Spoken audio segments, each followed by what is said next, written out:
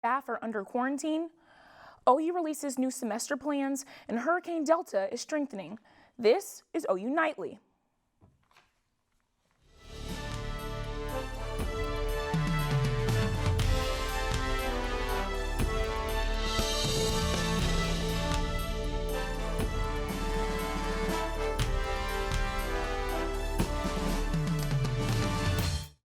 Thanks for joining us for OU Nightly. I'm Mckenzie Gladney. And I'm Lindsey Gibbs. Tonight we begin with breaking news. The U.S. Military Joint Chiefs of Staff are in quarantine due to one member testing positive for COVID. The Vice Commandant of the U.S. Coast Guard, Admiral Charles Ray, tested positive, and he's been to several meetings at the Pentagon recently. That means a number of top military members have also need to be tested, including Top General Mark Milley, who's tested negative so far, but is still in quarantine as a precaution. Several members of the Joint Chiefs of Staff, that includes the chiefs of the U.S. Air Force, Navy, and Space Operations, have also been tested. All are in quarantine until the results come back. Also breaking this afternoon, President Trump has called off talks for an economic stimulus package until after the presidential election.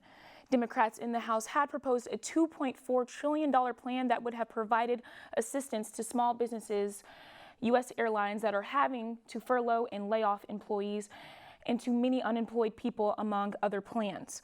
The Republican Senate had not yet agreed to the deal, and late today, President Trump tweeted, "I have instructed my representatives to stop negotiating until after the election." And here in Oklahoma, another record day in the number of COVID cases being reported. The Oklahoma State Health Department reports 1,364 new COVID cases today. This brings the number of active cases in the state to just over 13,000. There are 11 new deaths being reported today, putting the death toll in Oklahoma to 1,066. In the city of Norman, there are 28 new cases, bringing the number of active cases in the city to around 400. The OU COVID dashboard runs a day behind the city and state numbers, and the university reports 261 students and staff are in isolation. 53 of those are due to positive COVID test results. The rest are people who were exposed to COVID or who have exhibited COVID symptoms and are waiting on their test results. Numbers like that are just part of the reason that OU will be moving entirely online 1 week after Thanksgiving break. And as Chloe Sparks tells us, that is not the only change due to the OU schedule for this academic year. Spring break is out in an extra week of winter break is in for the University of Oklahoma. President Harris sent out a mass email this morning regarding changes due to COVID-19. Classes will transition to online after Thanksgiving. Spring break 2021 is canceled, and the Norman campus, including programs, will extend winter break by 1 week, beginning classes on Monday, January 25th. Allison Slovak, OU freshman, says, "We had our senior year taken away last year, so it's upsetting because now I won't be able to meet new people here or go to my classes anymore. Since everything's online, it feels like it will be harder." However, this news is even more devastating for the December graduates. They know that they didn't have a spring break, but now they just found out that their semester is being cut short of an in-person experience. Hannah Orell, a December graduate, says it also kind of takes away the person-to-person contact whenever you step on campus and being able to see your friends and professors on campus. So it's just a little upsetting because we'll be able to make it through. President Harros explains that exchanging spring break for winter break will allow more time for operational readiness. OU Housing and Library Services will be open after the Thanksgiving break. Students who live in university housing will have the option to return to their dorms, but those will not be given a credit for remaining off campus from November 25th until the start of the spring semester. The World Health Organization estimates how many people have been infected by COVID-19 worldwide. Jessie Klinger has that story and the rest of today's headlines from around the world. Jessie? The World Health Organization estimates that 10% of the world's population has been infected with coronavirus. This would amount to more than 760 million people based on the current population of 7.6 billion. This estimate surpasses the number of confirmed cases by WHO and Johns Hopkins University of more than 35 million. Experts have long said that the number of confirmed cases greatly undershoots the true figure. While this varies from urban to rural areas, the vast majority of the world remains at risk. The stock market is beginning to drop after President Trump ordered a stop to negotiations with Democrats on a coronavirus economic stimulus bill earlier this afternoon. The S&P 500 index slid 1.2%, and the Dow Jones Industrial Average is down 1.1% after Trump tweeted his mandate. Optimism that Democrats and Republicans would reach a deal on more stimulus ahead of the elections helped lift the market recently. Now, investors face the prospect that more aid might not come until next year. The ongoing California wildfires have reached another milestone as a single fire has scorched 1 million acres in the Coast Range between San Francisco and the Oregon border. This new mark comes one day after the total area of land burned by California wildfires this year passed 4 million acres, more than double the previous record. Numerous studies have linked large wildfires in America to climate change, from the burning of coal, oil, and gas. And scientists say climate change has made California much drier and therefore more flammable. And Apple is expected to reveal its new iPhone on October 13th. The likely iPhone 12 with 5G capabilities will be the first iPhone to connect to the new ultra-fast wireless network. Back to you in the studio. Thank you, Jessie. Now, Lindsey, it's been such an active hurricane season. It really has. Hurricane Delta is considered an extremely dangerous along the Gulf Coast. Hannah Gard joins us now with the latest on weather. Yeah, guys, first we're going to take a look here in Norman. It is 80 degrees right now outside. That is very warm, and our dew point sitting at 58, so it's pretty dry out there, and it's been a really nice day. Across the state, we're sitting in the 80s in most areas, 70s out here on the eastern part of the state, but again, it's just been very warm. Now, looking at Delta here, this hurricane has been making its way into the Gulf Coast over the past 24 hours, and this morning it was a Cat 2. Now it's a Category 4 hurricane, so it's strengthened significantly. And this is a pretty small storm, but it's going to hit the Yucatan Peninsula there by around tomorrow morning. So it's forecasted to make landfall there around 8 a.m. tomorrow. But it's going to bring some severe life-threatening storm surge with it and very heavy rainfall, so there could be some risk for mudslides and severe flooding there. And after it makes its way into the Yucatan Peninsula, it will push its way up into the Gulf Coast, and we'll start to see some threats here in the United States. Looking ahead, I'll have more on that in the warm week that we have ahead. Back to y'all at the desk. Thank you, Hannah. A legendary guitarist has passed away. We'll take a look at his legacy when OU Nightly returns. Plus, if you're considering early this month, take a look at these lines. We'll have more in politics after the break.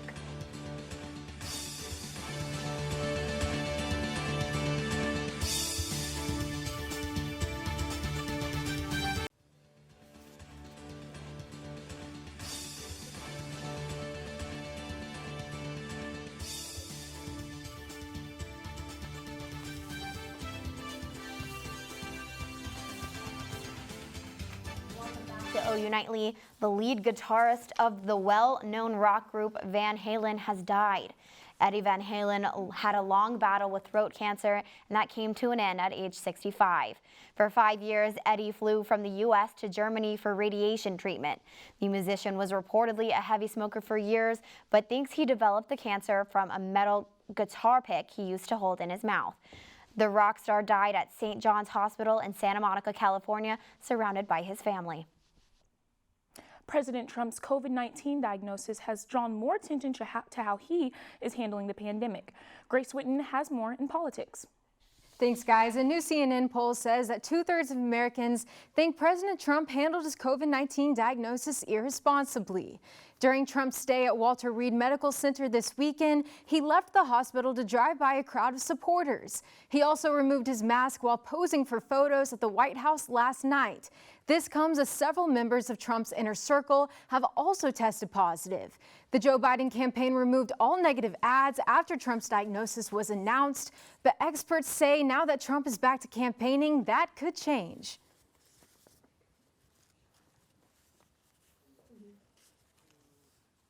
Keeping people safe, that's fair game. And more than 20 states have started early voting as of today. Ohio and South Carolina are the newest states to begin in-person voting, and the lines are out the door. Nationwide, over 4.2 million people so far have casted their ballot early, either in person or by mail, exceeding the 2016 election, this time 4 years ago. Right now, the polls show Biden is in the lead. Here in Oklahoma, early in-person voting begins October 29th until October 31st. And if you're worried about the pandemic, you can still vote by mail. The deadline to request a mail-in ballot in Oklahoma is October 27th. Thank you so much, Grace. And combining a love for books and service to others. Stay tuned to see how this organization is impacting the community. And Hannah has a look at today's weather. What can we expect, Hannah?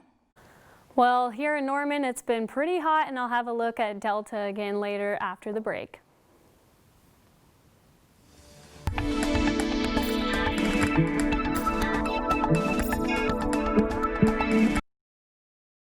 Taking a look at our skyline at OKC, we're in the 80s and it is just so clear out there. Our dew point's in the mid 50s and it's pretty dry. It's just been hot. So we're going to take a look at the activity that we're about to see in the Gulf of Mexico. We've been tracking Hurricane Delta throughout the day. It's been gaining some momentum. It started as a Cat 2. Now it's sitting at a Category 4. It's supposed to make landfall on the Yucatan Peninsula early tomorrow morning, bringing severe threats of flooding and life-threatening storm surge. It'll then make its way into the Gulf of Mexico. We'll see it move up towards the United States Gulf Coast about the end of this week. Now, we do have some uncertainty with this track. It still has the potential to move around, but right now we're looking at Louisiana and Mississippi feeling the brunt of that force. Hurricane Delta, this season is becoming comparable to the 2005 tropical season that we saw. That was the record-setting season. We're about 2 named storms away from hitting that record with Delta, and the sustained winds on the storms have reached 115 miles an hour. Now, here in Norman, we're sitting in a pretty mild weather pattern. We're not seeing much going on here with this ridge sitting over the west, but we'll start to see this trough dipping down into the beginning of next week when we'll finally start to see some potential for rainfall and our temperatures dropping back down after that. There is drought due to this the ridge sitting in the west here in the parts of the state. We could see some severe drought conditions there. Lows across the state in the 50s tonight. Tomorrow again, very similar today, very mild. And our highs tomorrow in the mid 80s and 90s in some areas. It's going to be very, very hot. We'll continue on this warming trend throughout the rest of this week. And looking ahead, it's just going to be the same story. We're in the 80s and we'll start to see that rain by the beginning of next week. 77 for our high on Tuesday. Back to y'all. Thank you so much. Looking forward to the warm weather. All right, a new non-profit organization in Norman is sharing the love of books in a new way. OU Nightly's Kara Carbs shows us just how they're doing this. I believe in Little Read Wagon because there are a lot of communities that are book deserts where children of certain income levels or socioeconomic status don't have as much access to books. The Little Read Wagon is a nonprofit organization in Norman with a mission to make books accessible to everyone. My goal is really to share a love of reading, to make sure that everyone has access to books, that wants access to books. Being able to read books is something some of us might take for granted, but founder Lisa Gerard knows just how important access to books is. I get several people who come to me at Laundry Love who tell me that they're illiterate or that their reading level is very low, elderly people usually, and they'll tell me that they have grandkids and that they want them to have more opportunities. The Little Read Wagon has partnered with the Women's Resource Center to donate books on domestic violence for their recovery program. They also frequent the Laundry Love events at laundromats in Norman, but now they're bringing books to the community in a different way. And of course we make it pretty obvious because we want them to be found. For their Look for a Book program, they've already hidden over 200 books, mostly in areas of low income. They hope to start a chain of book hiding throughout the community. Really have this hopeful idea that it will sort of grow, that as we hide books, people will really take on the idea and start hiding their own books and start leaving books around the community for people to find. Those who find books are urged to tag the Little Read Wagon on Facebook. Their goal is to shorten the literacy gap and share a love of reading with the community. Kara Carbs, OU Nightly. can find donation links on the Little Red Wagon's Facebook page, as well as links to the Amazon wish list to donate books to the Women's Resource Center. It happens every year around the same time, and some students even consider it a holiday. The OU-Texas rivalry is this weekend. Audrey Goodson joins us now with what we can expect from the Sooners. The Red River Showdown is right around the corner, but be sure to stay tuned to hear about the track team and how they're handling COVID-19. Sports is next.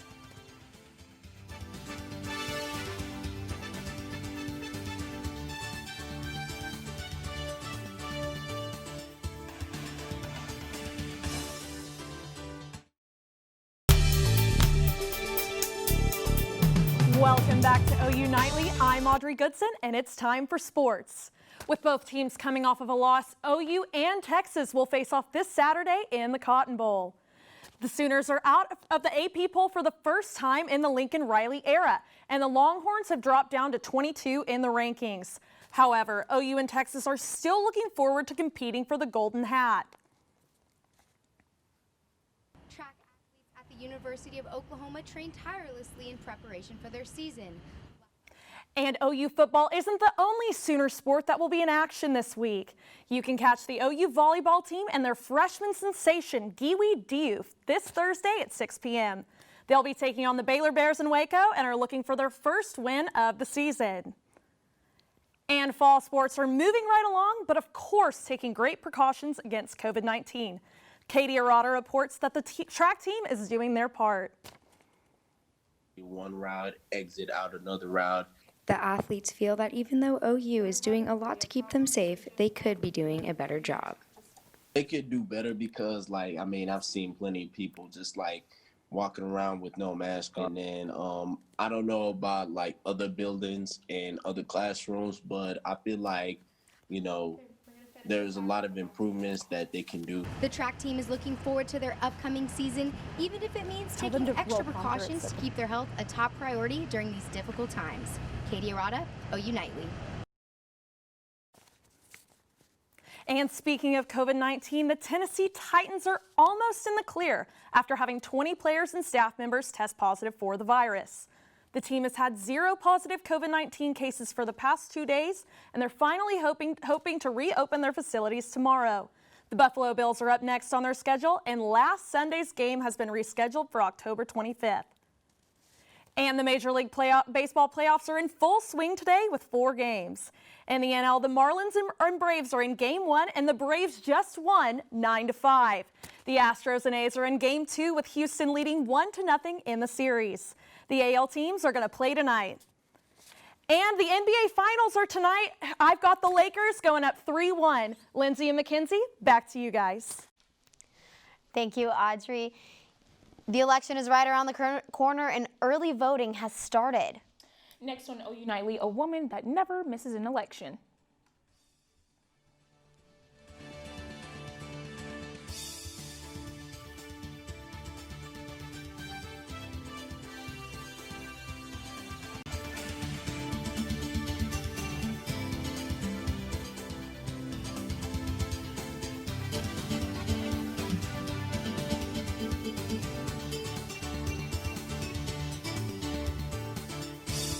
I'm Olivia Dague at the OU Nightly Update Desk. The second debate of the 2020 vice presidential race is tomorrow night.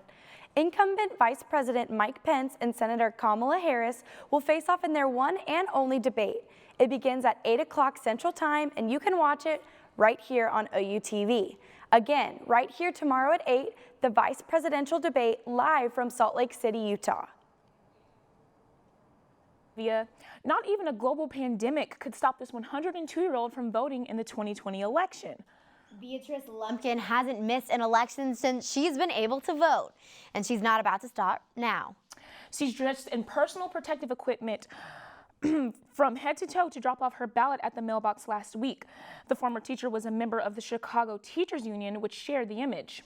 She points out 2020 is the 100th anniversary of the 19th Amendment, which granted women the right to vote. Yeah, that's kind of incredible. Right. A great mark of history, really. And Hannah, do you have a 5-day, 7-day for us? We'll keep tracking Delta for you. OU Nightly will keep you updated up on this Category 4 hurricane every day as we go throughout the rest of this week. And here in Norman, not much going on. We're sitting in the 80s. It's going to be nice.